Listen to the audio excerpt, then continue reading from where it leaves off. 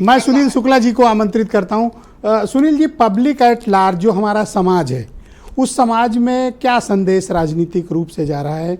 जो कार्यप्रणाली है सिक्योरिटी एजेंसीज की, इसका पॉलिटिकल मैसेज सोसाइटी में क्या है?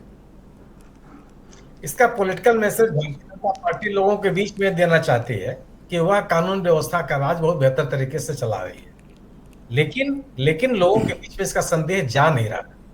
इसलिए नहीं जा रहा है कि अगर कानून व्यवस्था इतनी ही मजबूत होती तो जो एनसीआरबी के आंकड़े हैं, उन आंकड़ों में उत्तर प्रदेश कई अपराधों में पहले नंबर पर नहीं होता। मुठभेड़ से आप कभी अपराधों को रोक नहीं सकते। इस उत्तर प्रदेश में कितने बड़े पैमाने पर मुठभेड़ें हुई हैं, आप याद कीजिए। और बहुत पुरानी बात नहीं पूरा ये अपोजिशन एक नैरेटिव पुश कर रहा है कि पिछड़े, दलित और मुसलमान टारगेट हो रहे हैं। तो ये तो आपका आंकड़ा ही बता रहा है। जो आप आंकड़ा दिखा रहे हैं लोगों के सामने, जो पब्लिक डोमेन में है, वही इसको साबित कर रहा है कि सबसे बड़ी संख्या में मुसलमान मारे गए, फिर ब्राह्मणों का नंबर है, फिर यादव जी लोगों का नंबर है, फिर ठाकुर साहब लोगों का नंबर। तो आप भी दिखा रहे हैं, आदर्श दिखाया है आपने 35 लोगों को।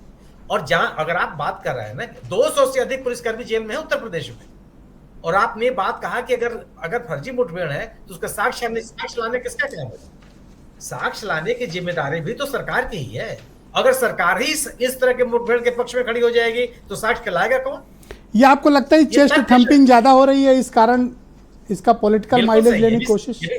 यह होना नहीं चाहिए। ये तो एक, अगर आप कानून के राज में विश्वास करते हैं तो इस तरह के पुलिस के हाथों की जा रही मुठभेड़, मुठभेड़ में मारे गए, इनकाउंटर हो गया। अरे इनकाउंटर हो गया कैसे होता है भाई? या आप इस तरह की शब्दावली का प्रयोग करते हैं? ये एक बेहतर समाज बनाने का तरीका थोड़े है।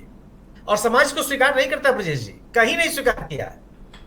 उत्तर प्रदेश का इतिहास साक्षी है, जब बड़े पैमाने पर मुठभेड़ हुए, बड़े पैमाने पर, अगले चुनाव में उन राजनीतिक दलों को खारिज कर दिया।